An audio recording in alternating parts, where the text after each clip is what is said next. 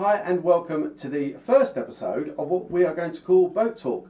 My name's Steve Adams. And my name's Pete Ellis. The aim of these videos is for Pete and I to have a bit of an informal chat about everything marine leisure based, I guess. Pete, tell us a little bit about yourself. Well, as I say, my name's Pete Ellis. I run the British Offshore Sailing School, which is based in Hamble in Southampton, the UK. I've been doing that for around about 20 years now. I'm also a Yachtmaster instructor and a Yachtmaster examiner, so I've seen quite a few people come through the system. And I suppose my business really is training other people how to go about sailing on the water in a safe and seaman-like fashion. Great, so plenty of nautical miles under your belt. I'm a yachting journalist. I spend a lot of time making programmes about boats and boating. I work for a lot of marine companies. So I like to think we bring a bit of news and some different angles on products or boats and so on. So what we want to do, we want you guys to get involved as well. So we'll give you some details later on. Email us if there's things you want us to talk about, specific questions perhaps about training or skills for Pete. And so let's talk about, first of all, that January is always London Boat Show time. Yep. I always enjoy the London Boat Show. I like to have a wander around, see if I can find something a bit different. You don't always find every year, there's lots of brand new products out there. I did find this year something that I think is beginning to come of age, and I found a very nice PLB made by a company called Ocean Signal. Now, a PLB is... Yeah, it's a personal locator beacon. It's essentially the same technology and the same piece of equipment that is carried on board a ship, which the ship can then use when it gets in distress in order to alert other agencies that there's a problem.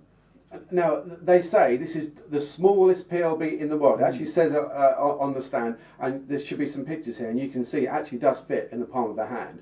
And to activate it, you simply pull the aerial out. What I like about this is if you do have children on board, you can clip it on their life jacket, you know they've got it on there, or if you're in a difficult, tricky situation, you're on a passage, it's something that's not going to be bulky, it's not going to get in your way. What I don't like is having things on me when I'm sailing that could get caught on guard wire and so on. But this technology is very clever. Now, you buy the PLB, but you don't pay for satellites or anything if you need to activate it. No, I mean what's interesting about this piece of kit is that the technology is not new technology. No. It's been around for quite some time with what's called the COSPAS SARSAT system, which is a number of satellites that were funded by Russia, France, America and the UK. So as a result, it's completely free. But what it gives you is the ability to send a signal when you're in distress, when you have an emergency, which goes up to a satellite, it gets beamed back down to a land Earth station, which then goes on to the Maritime Rescue Coordination Centre, who will then effect a rescue. Now, it's also what's amazing about this bit of kit is that in the old days, an EPIRB was around about this size. Absolutely, yeah. Now it's down to, or a PLB is at least down to this sort of size. And what it does is it not only transmits on that one frequency, 406, but it also transmits, it's a dual frequency PLB, it also transmits on 1.5 megahertz, which is used by rescue craft to actually home in on your position. So you get quite a lot for nothing, really. Yeah, absolutely, a lot for money. And £259, I think, retail. So it's pricey, but it's one of those things. It's a fantastic safety device. You have a couple on your boat, and in a certain situation, hand them out. So I thought that was quite interesting at the show. Yeah, I mean, what's sort of significant about that little bit of kit as well is that it's a pretty robust bit of kit. The battery life, I think, is 7 years. It's got a warranty for 7 years. So based on 7 years usage, if you're out there doing a lot of sailing, it's a pretty good investment in terms of the number of days you might go out. If you don't use it very much, then perhaps it's not going to be top of your list. But it's one certainly to put on your birthday or your next Christmas Christmas requests. Well, I did have a nice time at the show, and I was there for a few days, and I spent almost one day going around all of the companies selling charter holidays, flotilla holidays, because I wanted a bit of sunshine this year, and I booked myself a flotilla, which I'm very excited about. Great. We're going to go to the Ionian. We're going to sail from Corfu down to Kefalonia, so it should be a nice trip. At the end of July, it'll be hot, but who's complaining?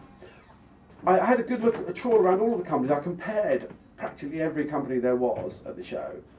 I found there really wasn't much difference in price. They've all got a very similar range of boats, So, you know, if there's just a couple of you, you don't have to take a big boat, which obviously helps with the cost. The one thing I would say to people though is, and I had a chat with a few different people, is you have to be careful of sometimes the age of the boats. Don't assume all the companies have got brand new boats or just one season old. Ask them, how old are the boats? Make it sure it's clear. And some of the boats are just managed locally, so you could be buying a holiday from someone who doesn't physically know all of the boats, but a lot of them do. So ask all of those questions. And just one other thing that came to light was that I bought a whole package. So the company had supplied the flights as well as the actual flotilla.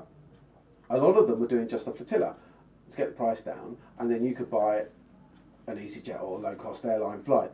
Be careful, because if you buy your flight just off the internet, you're not necessarily covered by ABTA. So you've got a beautiful flotilla holiday booked. Problem with your flight, you've got no comeback. Yeah. You buy a whole package, the company's ABTA controlled, you've got a lot of comeback. So that's just a logistics. But let's talk about the exciting thing. All right, the sailing side of it. The whole point of it. Do you find, in terms of experience, someone wants to do a flotilla holiday, do you find people coming to your school and saying, we've booked a fantastic trip, we don't know much about sailing, can you give us some training? Or do you find someone comes back bronzed, they've had a fantastic time on their flotilla, and now they want to get going a bit more? Do you find there's a kind of pattern to that? Yeah, no, not really. I mean, it's a bit of both, really. We get people that have done no sailing at all, that will come along on a weekend and just try it out and think it's absolutely amazing, and have a chat with us about wanting to go a bit further afield. Flotilla's a great first step, really, in terms of being able to skipper a boat and get out on your own, because you've got that security of being in a group with other people, and also, most importantly, you've got a flotilla leader there, who's there to kind of look after everybody and make sure you all get from A to B on a daily basis. And they might even have a barbecue rustled up for you by the time you arrive as well. So. Yeah, well, it should do. So. So we get those people, but we also get people who've perhaps done a flotilla and they've really got bitten by the bug, and then they come to us for more training. Okay. And I think I should say that really you do need some experience at least to be skippering on a flotilla boat. I think that's the key thing. And some companies will, or some countries rather, will have different regulations depending on which country it is, as to what qualifications you might need. Right, well that brings me on to another question then. One of the things I actually asked a lot of the companies was about the ICC, the International Certificate of Competence. Yep. I have one from many years ago when I went sailing in Croatia, but I was told I didn't need one for the flotilla in Greece. Okay. Now, is that the same? Would there varies with companies, or is it the conditions that? Well, probably a bit of both, really. You'll probably find different countries have got slightly different interpretations of the rules.